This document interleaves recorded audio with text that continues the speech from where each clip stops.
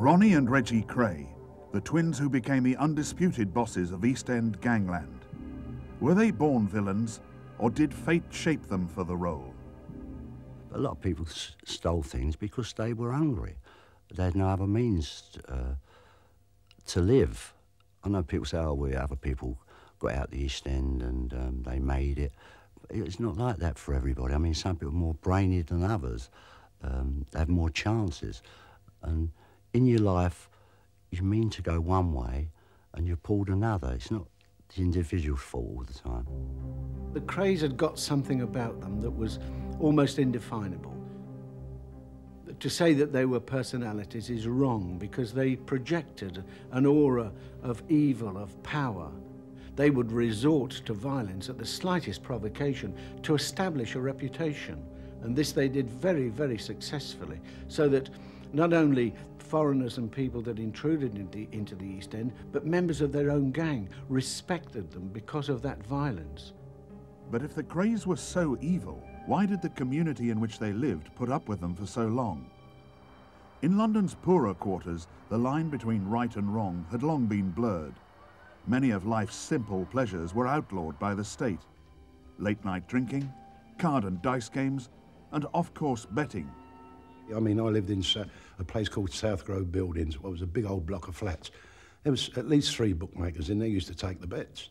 And they all got a living, and all of a sudden they might say to my dad, Barney, my dad's name, Barney, got to nick you today. So at B's turn to get nicked, they'd take him to court. Illegal bookmaking, street bookmaking, might get found for a £5. The East End contained many illegal drinking and gambling clubs, which were frequently targeted by the police. People were in there playing cards, and then the police was raided. They'd take them to the police station, have to appear in court next morning, get fined 10 shillings, 5, whatever it was in them days. And that's where the people thought, what are we doing wrong? All we're doing is playing cards. We're not doing anything wrong. And they're arresting us, and so they lost their respect for them. Down the East End, the police were sort of natural enemies in some extent, and people didn't come running in with information unless it was to their benefit.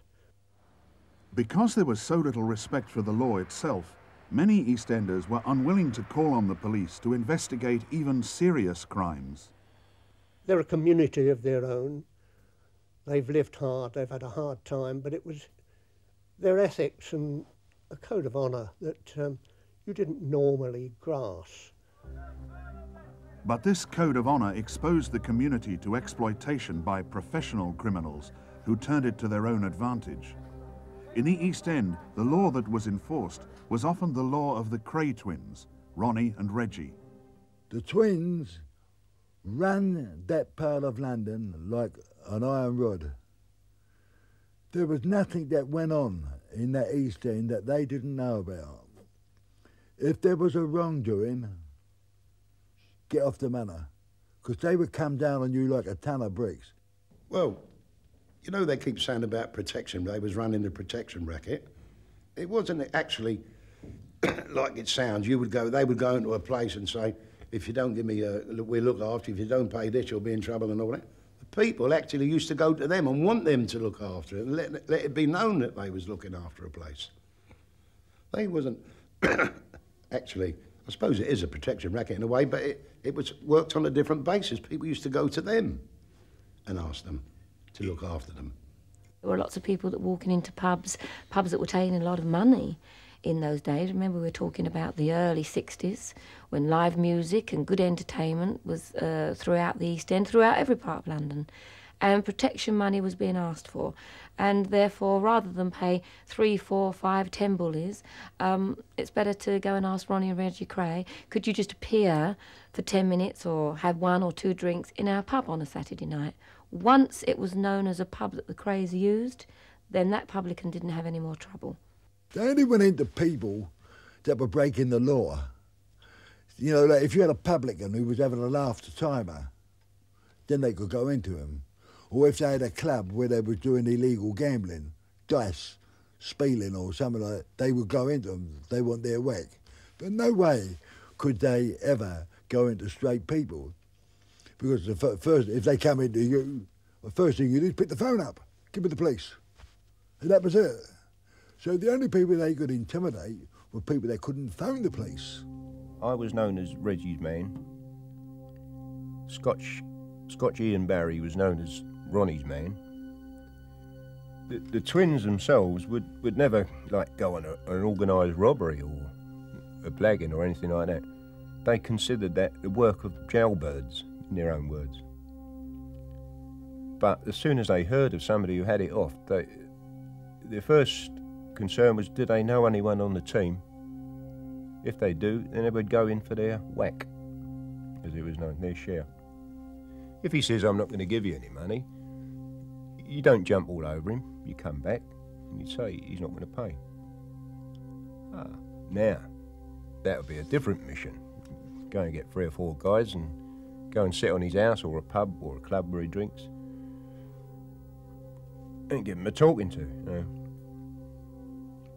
Send him to the hospital for a couple of days and then talk to him again. That was everyday firm work. To take the heat off their activities as criminal overlords, the Krays maintained an elaborate facade of public relations. They were very conscious of the public image. They were. They worked a lot on it. And so what they would do is hire or use one of their own clubs and let it be known that they were organising a charity night. They didn't put their hands in their pockets and say, oh, look at this, I'm shocked about the children's unit has got no scanner or whatever. I'm going to put this money in. No, they would get other people to give it to them. Then they would hand it over, the cameras and whatever, and take the glory from it. News of these up-and-coming charitable sportsmen was by now hitting Fleet Street. But to some crime reporters, the story didn't quite add up. Norman Lucas of the Sunday Mirror sought to win the Krays' confidence in search of the truth. He found the twins at their club, the Double R. There was a constant flow of villains in and out, and they would stand at the other end of the bar and there would be whispered conversations, and then Reggie would say, well, oh, wait a minute, and he'd detach himself and go along the other end of the bar and have whispered conversations with these various people. It was then that I began to get my first suspicions that the Krays weren't what they were pretending to be, very, very honest chaps who were working for charities. Norman Lucas nursed his suspicions about the Krays, but many patrons of the Double R saw nothing in the twins' conduct to disturb them. Ronnie and Reggie were always the customer side of the bar with the customers. They were just socialising the whole time. You were never aware of any business going on whatsoever. They were just in the company all the time. As we always said, if you want to be treated like a lady, you'd be speaking to a villain. I've been invited to lots of Chelsea parties with Hooray Henrys. I've heard language that I would never, ever hear in the East End. When I was out with Ronnie and Reggie Kray, God, there'd be one look from his eyes if anyone dared to swear in front of his mother or his aunt or myself or any other lady in his presence. Say they used to come to the Astor. You could feel a certain atmosphere. The Kray twins had arrived. That was the atmosphere that people got. I don't think it was fear. It was just, I suppose if the Queen was to walk in, every time I said, look, is the Queen there? There would, a feeling would arise. This royal progress might have continued unchecked but for Ronnie's recurring bouts of mental instability. In 1958, he was committed to a mental hospital after attacking a man with a bayonet. Reggie Kray invited Norman Lucas to accompany him on a visit. Reggie went in to this mental hospital, and I thought Reggie came out, and we drove off in a bit of a hurry, I must say. I mean, I was being driven, I wasn't. I was in their car, and so I turned round to Reggie like an idiot and said, how was Ronnie? And he said, well, I'm bloody Ronnie. He said, Reggie's in there now. And I thought, Jesus, what have I got myself into? I said, but you mean you're now an escaper? And he said, well, I'm not really, am I? He said, they shouldn't have put me in there in the first place. I'm perfectly sane. Why should they do that? And I thought, well, now where the hell does this put me? I mean, I'm just a newspaper man. The switch pulled off, Reggie walked free. But Ronnie was now a fugitive and Lucas perhaps an accomplice. With Reggie at his elbow, Lucas called on contacts at the Home Office to negotiate a surrender deal for Ronnie with no penalties attached. And I came off the phone and Reggie said, I wouldn't have bloody believed it if I hadn't been standing in the phone box. He said, what's he saying, this man in the Home Office? I said, well, you heard. I said, if Ronnie will give himself up now or tomorrow morning, he will go back there, but he won't necessarily stay there. And Reggie said, well, that's bloody marvellous. He said, how is it you know such high-powered people at the Home Office? Now, all part of the job, Reggie, all part of the job. The job Lucas was really doing was penetrating the Krays empire in order to expose them. It wasn't easy, but following Ronnie's release, the police were having even less success. It was always difficult to try to mount an action against the Krays if you worked in the East End. I mean, the story always was that whenever there was a serious crime in the East End, it was down to the Krays. On 2 occasions I was approached by individuals, one of whom had a small club, the other had a small business making perfume for these suitcase sellers in Oxford Street, both of whom were threatened by the Krays to pay their rent, as they called it, and if they didn't, they got beaten up. And in fact, the chappie with the poor perfume, he got his place burnt down. And the answer is yes, they got there by fear and the lack of evidence. In July 1964, Scotland Yard set up a special squad to investigate the Krays rackets. But even after Nipper Read had taken the twins into custody, key witnesses mysteriously withdrew their evidence, including one woman who had begged him to free her from the Krays. When we said that we were taking these people away, they were going to be arrested, she fell down on her knees and grasped my legs in her arms and said, thank God, you've saved my life. And I said, we'll come later and take a statement from you, thinking that the next day would suffice. But the next day, of course, as happened in those days, we'd arrested the Krays at 1 o'clock in the morning. They were charged, and they appeared at court the next day. On that day, when they appeared at Old Street Magistrates Court, this lady, now resplendent in furs and high-heeled shoes, was there, all very nicely dressed, and saying, Mr. Read, I'd like to stand bail for my good friends, the Kray twins. And so Read's first bid to jail the Krays collapsed. With Ronnie and Reggie back on the streets, they seemed invincible. But crime reporter Norman Lucas had hit on a sensational story. Lord Boothby, a leading member of the House of Lords, had been caught up in a homosexual relationship with Ronnie Kray. Ronnie didn't hide the fact that he was a homosexual. No. He liked young boys, young men. There were writers, there were the politicians, like the famous ones like Boothby, Dryburgh, and a few others. Supposing Ronnie might fancy a showbiz, so he used to put what they call a W out. It's a warrant. Anybody can get him back to the twins would get a payment of some sort of cash. We were all up the West End somewhere one night in this well-known Chinese place, and we saw this guy sitting on his own. And Ronnie spotted him and said, "Who's that?" And somebody said, "That's Cliff Richards, an up-and-coming star, you know." And, "Oh, I'd like to meet him, you know."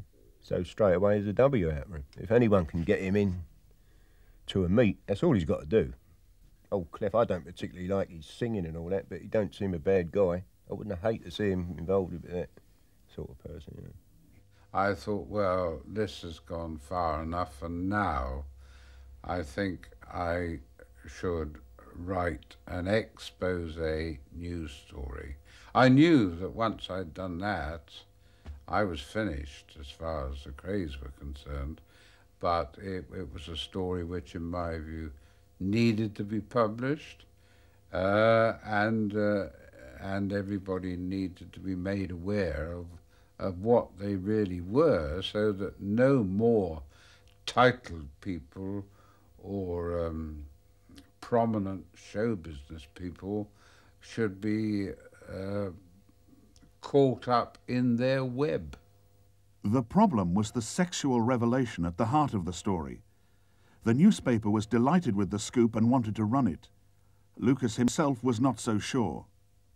I said, well, we can't. We can run the story about their association with a peer, but we must not use the word homosexual, because who are we going to call if Boothby sues? Who can we call to prove this? We'll be sued for libel. But Lucas was overruled. The newspaper's lawyer, Philip Levy, worked out a formula to protect the Mirror from a libel action. And Levy said, well, as long as you just say that Yard are probing a homosexual relationship between Ronald Kray and a peer, you will be safe. And but don't mention Lord Boothby's name. The allegation was inserted into Lucas's story. The Mirror went ahead and published. But then, of course, the walls came tumbling down on the Monday, because Boothby did the most cunning thing in the world. He wrote a letter to the Times saying, everybody says this is me. And on that basis he sued us and got £46,000 damages, which, as I learned just 48 hours later, after he got the money, he was forced to hand over to the Krays, who blackmailed him and said, well, if you don't, we will say this is a true story. Now the Kray twins seemed untouchable, but the old demons of paranoia returned to haunt Ronnie.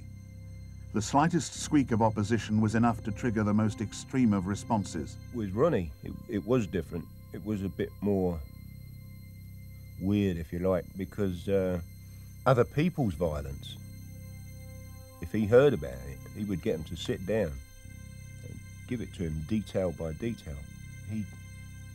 He got something out of it, you know. He was definitely Freddy Krueger type person, you know. I mean, Ronnie would smash somebody. He would literally smash them, you know, with whatever he had in his hand. Doesn't matter if it was a hammer, a bayonet, or an axe, or whatever. He would just slice somebody for the wrong word. One man with no respect was George Cornell, who had publicly ridiculed Ronnie for his sexual preferences. People said to him, George, you know, you want to be careful. You're going over the top. Ronnie won't stand for this if you go. You know what he is? He's a nutter. That's how people say. He won't stand for this. And he carried on and on. Ronnie even said to me, I don't know what he thinks he is, that Cornell, he better not go too far with me. In 1966, Cornell drove into the heart of Kray territory to take a very public drink in the Blind Beggar pub with his South London friend, Albie Woods. We walked in the pub, we walked to the end of the bar. George plunked himself right in the corner with his back to a partition, and by the side of George there were some curtains which led into the public bar. And this was at 8:10 in the evening. There were a number of other people in the pub, 32 people altogether, in fact. And the barmaid was behind the bar and so on. It was the normal kind of evening in a pub of that kind, when suddenly the door burst open and Ronnie Kray walked in with another man. I sensed someone had stopped a couple of feet before they reached me, and about a step backwards, like, you know, near enough behind me. I looked back at George. I noticed there was a gun pointing at George. I looked back at George quick. George was really snarling at him, sneering at him. Ronnie drew from his pocket a Luger automatic gun and just pointed it at Cornell's head and shot him straight through the forehead. Well, it was absolutely terrible. You can imagine being there and there's people firing guns like in your direction. All I got is a stall, you know, in front of me. And, you know, what for, I don't know. The stall wasn't going to do any good.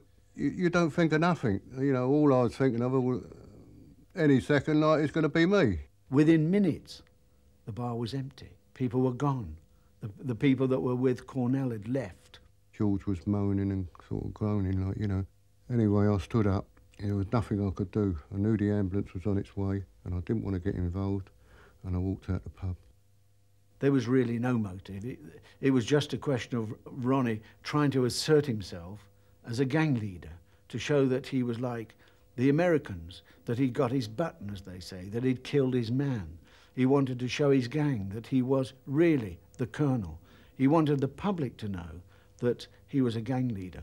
And so it was with this in mind that he was able to walk into the Blind Beggars with 32 other people inside, with no attempt to disguise himself, confident because of his ability as a gang leader that he could walk in there and know that no one would give evidence against him. Charlie Kray was unaware of the shooting. A few hours later, he was summoned to meet Ronnie. I said, what's the matter? He said, oh, I've just shot Cornell. So I said, oh, what are you, man? What, in a pub? You've gone in a pub and shot someone in a pub? Oh, I said, oh, do me a favour, Ron. You know what'll happen now. They'll have you by tomorrow. Don't worry about that. Ronnie eluded the police, but it wasn't long before they caught up with Albie Woods. They said, right, now we want you to name who killed George Cornell. I said, I don't know who killed George Cornell. I said, I never saw their face. I said, it happened so quickly. I said, and, you know, just that they were standing behind me. I said, the shot, you know, went right across my face into George. And when we tried to get witnesses, people said they didn't see anything, they didn't hear anything. You know, it's as if the thing had never happened. The barmaid said she was downstairs. She was in the cellars trying to get some more drinks up and things of that kind. And so that there was this desperate situation where suddenly this dramatic event had taken place and nobody had seen anything. But they kept trying and kept putting plenty of pressure on, and, you know, but with all the pressure and all what I was offered, you know, no way could they win with me. I'd sooner be inside for the rest of my life than, you know, grass people up. When I think about the Cornell case and all the problems, that was really the beginning of the worst problems I was ever going to have. When I knew what happened, when they told me, I thought, I was just sick inside, you know, and I thought then that this is the beginning of the end. Further evidence of Ronnie's deteriorating condition was the extraordinary scheme to spring his old friend, Mad Axeman Frank Mitchell, from Dartmoor jail in the absurd hope that it would force the Home Office to grant him an early release. In fact, it was hardly an escape at all. Mitchell simply walked away from a moorland work party and was picked up in a car by Donaghue. We were actually in Fulham when he came on the news that he'd been reported missing. Anyway, he ran up in a flat over in Barking and he started performing. You imagine, if all the psychiatrists and screws and whatever can't control this guy, what chance have the twins got, you know? Yeah, we got him a girl, hostess out one of the clubs, keep him quiet. That worked for a couple of weeks. But it soon became clear that Frank Mitchell was more trouble alive than dead. They wanted him to give himself up and go back to prison. But of course, it was too late then. Mitchell had enjoyed this comfort, relative comfort. He'd enjoyed the pleasures of this young girl. And so he said, no, I'm not going back. And then he became an encumbrance. And so then it was decided that they'd got to do something very positive about him. They told Mitchell that he was going to another house in Kent. It has never been proved who was behind the events that unfolded next. Pack up, get him out of the flat, take him round the corner. The guy stood on the pavement, opened the back of this old Thames-type van. I get in, there's two guys sitting on a wheel casing on the left. the wheel casing on the right is empty, so Frank got in first. I went to sit beside him. They said, "No, you go up the front and tell the driver how to get back to the tunnel." And I'm saying to the driver like a plum, I'm saying, just go down, do a right and a right, and you're back on Barking Road. In the meantime, the guy shut the back doors. He's come round to where he's going to sit in the passenger door. Gets in. The van is running now. He gets in. As he slams the passenger door, I later found out that was the signal. I'm still leaning like an idiot talking to the driver. Bow, bow, bow. The guns start off behind me. And they just kept popping the man. And he came off the casing onto his knees and then he fell back. And these bullets were going all over him. Then he sort of went still. And one of the guys leaned over and put 3 shots in around the heart. You could see his shirt jumping. And now we're moving. We've done the first right. We're going up. We've got to do the next right. All of a sudden, there's a groan. So the guy said, he ain't dead. Give him another one. I'm empty. Now, I'm started thinking, I've got to go as well here. I'm piggy in the middle. Yeah. I was pleased to hear one guy's empty. Anyway, the other guy goes, puts the gun behind his ear and pop. That's the last shot that was fired. Now I'm thinking, the next thing I can do is dive in this cab amongst these two and just start kicking and punching till I can get out. I'm firmly convinced I'm going to die. Anyway, we now come back up to the old Barking Road. So I said, right, all you got to do, drop me off here. Hopefully. So the back door was opened, I got out. And I started walking away. I was still waiting for one in the back of the nut as I was walking away. But when I heard the van pull off, that was it, I was pleased. Ronnie's lust for violence was beyond control. This increased the pressure on Reggie. His marriage to childhood sweetheart Frances Shea was cracking under the strain of her husband's criminal lifestyle. Well, she would smile, but, I mean, what's a smile, you know? You can sit in a dentist's chair and open your mouth and it looks like you're smiling, but there was a lot of glamour to it, I suppose, and it must have looked nice at the time, but when she actually saw how the whole thing was made up, with Ronnie screaming in the background and going into his troughs, she must have got sick of, probably frightened of it as well. See, because in the early days they were both homosexual. And then Reggie sort of came away from it. He has asked me how you actually touch a woman to make her excited, liven her up. He didn't know where you touched her, how you touched her or what. And be honest with you, I don't think he knew where to put it while he was married. The problem was, an ordinary person would have gone through a divorce and met someone else. Now, she couldn't do that. If you can imagine some handsome young chap falling for Franny Kray, and Reggie heard about it, you know, he's going to have his legs cut off. You know, so she could never have another life, sort of thing. Just 2 years after her celebrity-style wedding, Franny Kray killed herself with an overdose of sleeping tablets.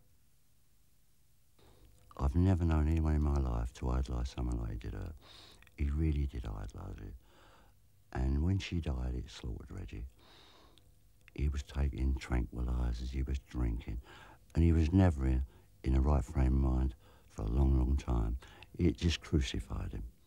Distraught with grief, Reggie Kray was unable to help Ronnie in his desperate struggle with madness. If you went to the house, you would see him sitting in his armchair and he'd be like this. He'd be chain smoking and he'd be popping these heavy pills and scowling. He used to scowl a lot. And if somebody said something, it'd be like a general conversation going on. And if he wanted to listen to one particular person, he'd shut up, you. And now you knew it was time to shut up, because, see, with Ronnie, you could say to him one day, time to go down the caravan or something, you look like you're putting on a bit of weight. That'd be okay. You could say exactly the same thing tomorrow. And you would have to fight for your life. Still no one dared to give evidence against Ronnie. But any chance he might have had of getting away with the murder of George Cornell was smashed the night his brother Reggie killed Jack McVitie with a carving knife. Jack was a man who had to have a drink and a good time. He was a typical what you call a villain. He was over the counter, and what I mean by that, he'd been convicted of bank robberies, he had a record of violence. I'm just giving you a background of what Jack McVitie was like. And it came at a point where I think people started to get a bit fed up with him, bad-mouthing people. All of a sudden, Reggie walked in. Now, right away I knew something was wrong, the way Reggie was reacting. We'd all been drinking that night, because he was biting his lip, Reggie. He wasn't sure, I always got the opinion he wasn't sure what was going on. And he said, who's downstairs? So I said, well, it's me, Chris. And no, he's checked the act down. And I went, yeah. And he bit his lip. I come upstairs to get a packet of cigarettes out of the machine, and Tony Barry's walking towards me, the club owner. And he says to me, there's a party around at Blancale's. So we go down to Blancale's house, which is Nevering Road, and we're having a bit of a joke on the way down. And we go in, and we go down the stairs, and Jack goes running in the room, where's the party, where's the party? When I walk into the room, I see Ronnie over in the corner, watching television. And the next thing, Ronnie pushed past me, went hello Tony, and he hit Jack under the eye of a glass, a gin glass, little glass it was, and he cut him under the left eye. But the next thing that happened, Reggie got a knife in his hand, and Hart pinned him for some reason, got hold of him, and he let him go, and Reggie tried to shoot him, but the gun failed to go off. It's a 32 Mauser. It was a brand new one. Come on, I mean, I don't believe this is happening. These are professional people. I mean, these are the most professional villains in London. You don't do these kind of things. I thought, what have I got myself involved in here? And I said to, I think it was Connie White, I said, Connie, I don't want no part of this. This is so out of order. And Ronnie Kray came out and he said, what's the matter with Chris? And Connie said he didn't come down here for this. In the meantime, Jack jumped up, and this is what exactly happened. He walked over to the window and he punched the window, and the words he said were this, who do they think they are? And he punched the window in temper. And for the first time I was scared. That's what I really felt. I've never told anybody that.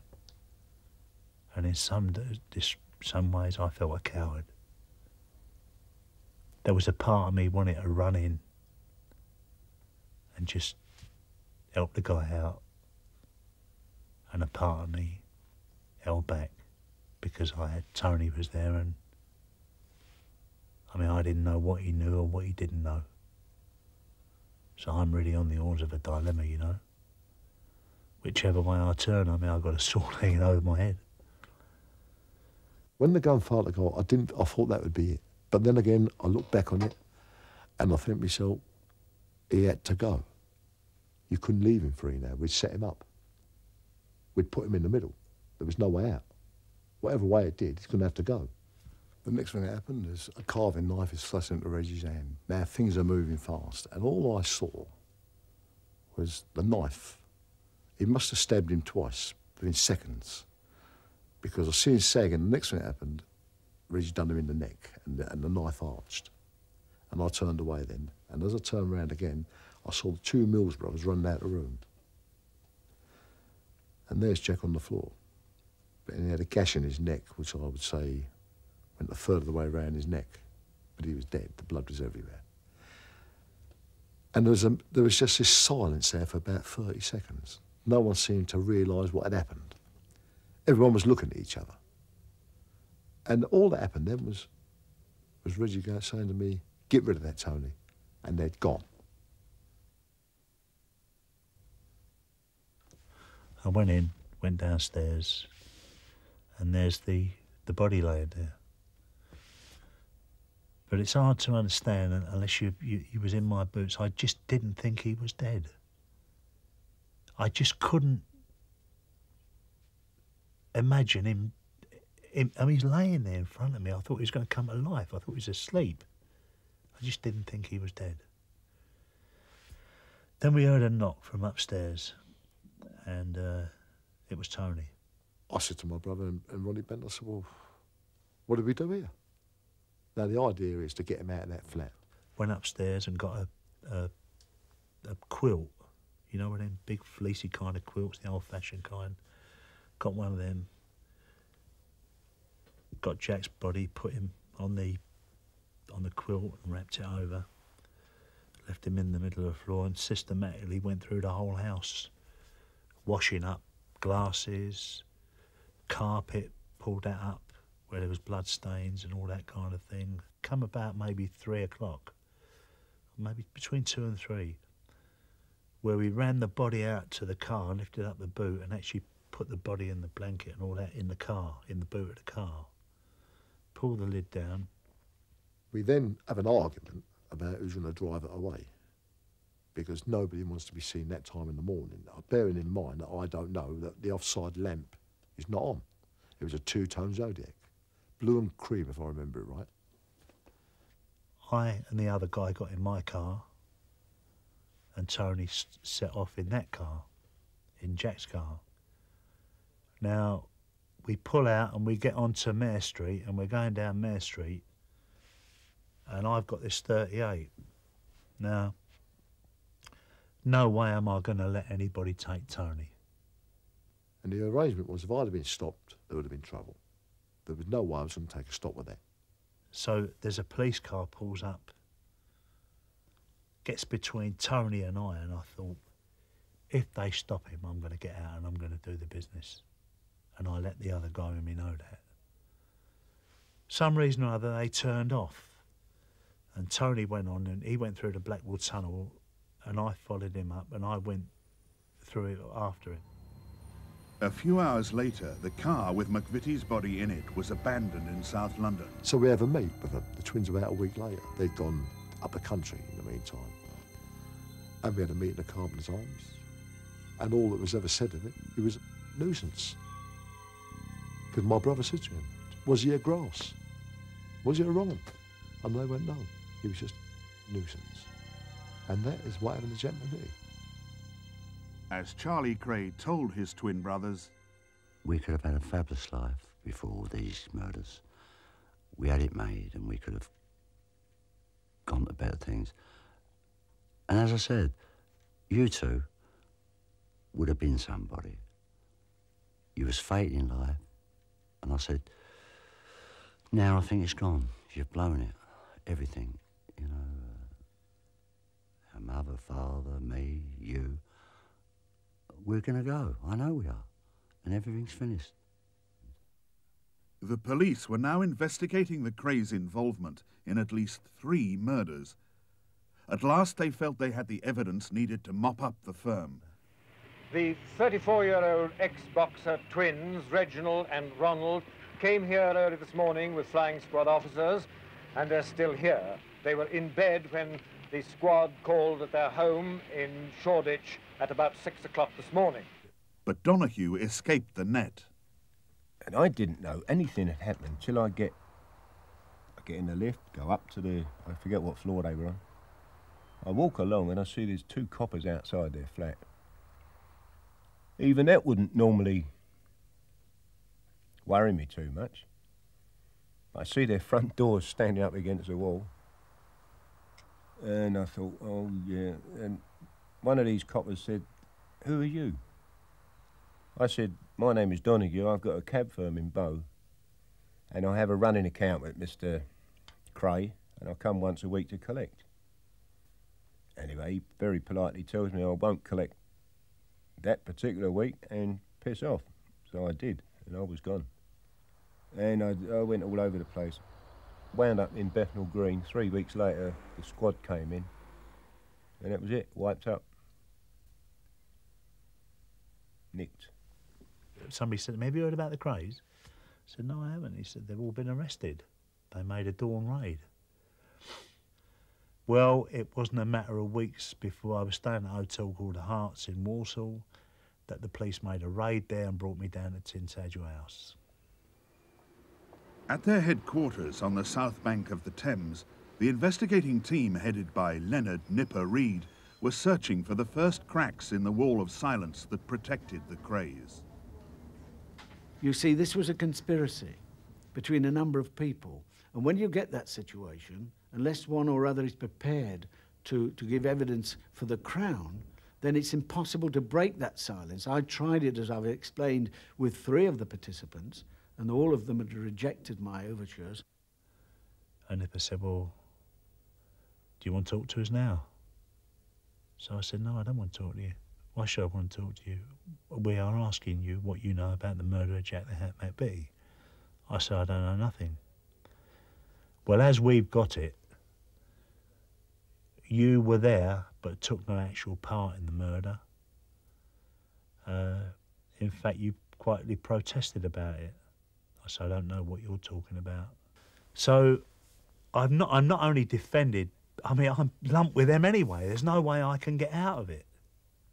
If I want to change solicitors, I'm going to offend them. You understand what I mean? So really, there was no way of even fighting the case.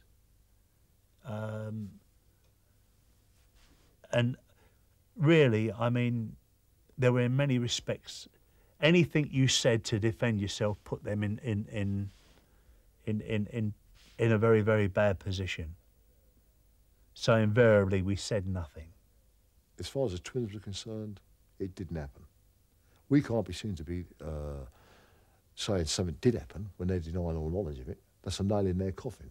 And bearing in mind, we were with them. We were involved here. It's not our row, but we were involved. So we've got to sink with them, whether we like it or not. People have said to me many times, I wouldn't have done that. But they haven't got to look in the mirror. It's me who's got to look in the mirror at the end of the day. And I have to live with that. And I couldn't stand the thought that anything I said would help to convict men and put them down for that length of time. But the persistence of Nipper and his team was rewarded. One after another, former Kray associates broke the criminal code of silence and turned Queen's evidence. Anyway, I go up for a solicitor's visit, it's called. I walk in the room, there's the twins and Charlie Kray, and old Manny Freedy sitting down. There's an empty chair for me. So we're all sitting down.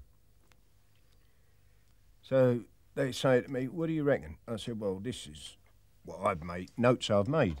Reggie takes the notes, reads them, and just ripped them up. When he sees this, Freedy, he gets up, he says, I'll go and get another chair. Who for? We're all sitting down. He just wanted to be out of the room so they don't hear. Ronnie says, don't bother with notes, Albert. He said, what we're going to do, Scotch Jack is going to hold his hands up for Cornell. Young Ronnie's going to hold his hands up for Jack the Hat. And we want you to hold your hands up for Mitchell. And we'll take all the violence and frauds. What a wonderful chap, you know. So I looked at him and I said, no. And wow, the temperature went down in that room about 10 degrees straight away. And he just staring at me. So that was it. I am now off the firm. Freedy comes back, smells it, and he said, my boy, just because you're not a Kray doesn't mean you won't get the same treatment. I said, yeah. Finish. Donaghue trusted his instinct. He pleaded guilty to a lesser offence of being an accessory to murder and was sent to prison for 2 years. The most damning witness of all proved to be Ronnie Hart, the Kray's own cousin. Once Hart had decided to tell us who was present, what their involvement was, and the fact that they were present, of course, makes them guilty of the murder, indeed as guilty as Reggie Kray had actually wielded the knife. Once he had given that evidence, we could charge all of them, which we did. He said, you want to go down with him, you're going to go down with him. Don't stand no nonsense off him. Charge him. Ronald and Reginald Kray were sentenced to life with a recommendation that they should serve a minimum of 30 years.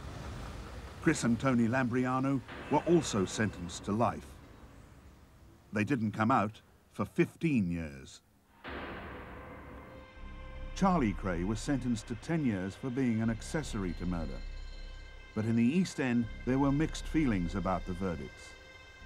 When the twins finally got nicked and they got found guilty and what happened to them, I was very, very upset, because even though people think they was murderers, villains, gangsters, I mean, there's a lot of people done a lot worse than them, got a lot less for it and still getting less for it.